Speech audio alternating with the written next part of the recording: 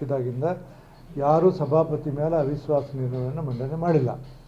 ನನಗೆ ಮೇಲೆ ಅವಿಶ್ವಾಸ ಮಂಡನೆ ಮಾಡಬೇಕಾದ್ರೆ ನಾನು ಕರಪ್ಷನ್ ಮಾಡಿರಬೇಕು, ಪಕ್ಷಪಾತ ಮಾಡಿರಬೇಕು, ಒಂದು ಸೈಡ್ ಹೋಗಿರಬೇಕು, ಏನಾದರೂ ಇದ್ದರೆ ನನಗೆ ಮಾಡಬೇಕು. ಈಗ ಸಭಾಪತಿ ಸ್ಥಾನ ಅದು ಒಂದು ಸಂವಿಧಾನಬದ್ಧ ಸ್ಥಾನ. ಸಭಾಪತಿ ಆದ ದಿವಸ ನಾವು ಯಾವ ಪಕ್ಷಕ್ಕೂ ಅಂಟಿಕೊಳ್ಳೋಂಗಿಲ್ಲ. ಅವತ್ತ ರಾಜೀನಾಮೆ ಕೊಟ್ಬಿಡ್ತೀವಿ ಪ್ರೀಮಿಯರ್. ಎಲ್ಲಿವರೆಗೆ ನಾವು ಸಭಾಪತಿ ಆಗಿರ್ತೀವಿ ಅಲ್ಲಿವರೆಗೆ ಪಕ್ಷದ ಪ್ರಾಥಮಿಕ ಸದಸ್ಯ ರಾಜೀನಾಮೆಯನ್ನು ಕೊಟ್ಬಿಟ್ಟಿವಿ ನಾವು.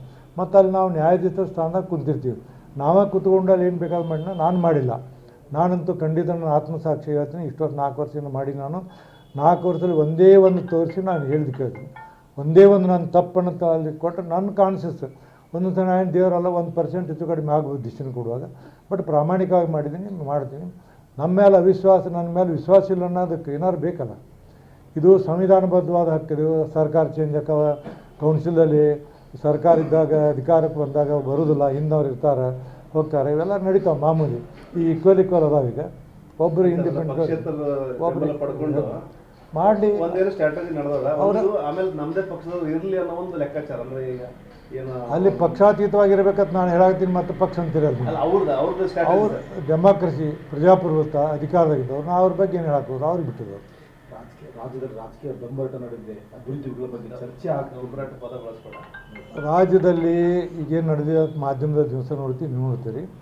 ನಂದೊಂದು ಸಲಹೆ ಏನಂದ್ರೆ, ನೀವು ಏನಾರು ಮಾಡ್ಕೋರಿ ನಿಮ್ಮ ಒಳಗಿಂದ, ಒಟ್ಟು ನೀವು ಜನರ ಸಲ ಸ್ಪಂದಿಸ್ರಿ, ಜನಪರವಂಥ ಕಾರ್ಯಕ್ರಮ ಮಾಡಿರಿ.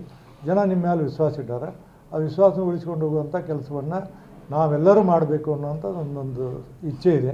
ಅದರಂತೆ ನಾನು ಮಾನ್ಯ ಮುಖ್ಯಮಂತ್ರಿಗೆ, ಉಪಮುಖ್ಯಮಂತ್ರಿಗೆ, ಸರ್ಕಾರಕ್ಕೆ ವಿನಂತಿ ಮಾಡ್ಕೋತೀನಿ. ಒಳ್ಳೆ ರೀತಿಯಿಂದ ಕೆಲಸ ಮಾಡಿ, ಒಳ್ಳೆಯ ರೀತಿಯಿಂದ ಹೆಸರು ತಗೊಳ್ಳಿ. ನಿಮಗೆಲ್ಲ ದೇವರು ಒಳ್ಳೇದು ಮಾಡಲಿ ಅಂತ ಶುಭವನ್ನು ಹಾರೈಸ್ತೀನಿ. ಸದ್ಯದ್ದು ನೋಡಿದಾಗ ಸುಸೂತ್ರವಾಗಿ ಏನು ಬೆಳಗಾವಿ ಅಧಿವೇಶನ ನಡೆಯುತ್ತೆ ಅಂತ ಅನ್ಸುತ್ತೆ. 100% ನಡೀತೈತಿ. 100% ಸುಸೂತ್ರವಾಗಿ ನಡೀತೈತಿ. ಅಲ್ಲೇನು ಬರೋದಿಲ್ಲ, ಅಲ್ಲಿದು ಬರೋಂಗಿಲ್ಲ. ಇವರೆಲ್ಲ ಭಿನ್ನಾಭಿಪ್ರಾಯ ಜಗಳೆಲ್ಲ ಅಲ್ಲಿ ನಡೆಯೋಂಗಿಲ್ಲ.